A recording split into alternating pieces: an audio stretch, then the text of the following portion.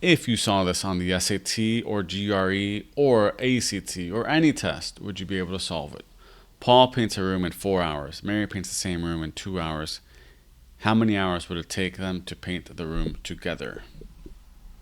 So if he paints the room in 4 hours, 4 times the rate, let's call that P for Paul, equals 1. So the rate for him is 1/4. Mary was going to be 2M for Mary equals 1. M equals 1/2. So we find their rate combined by adding it. 1/2 plus 1/4. That's going to be 3/4.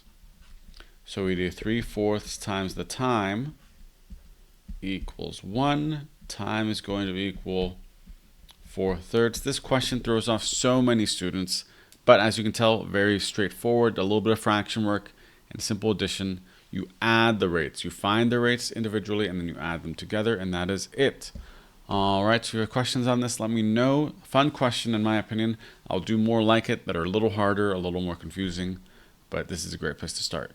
I hope it's sunny where you are, but if it's raining out there, I hope that rain is cleaning your windows and watering your plants. Bye.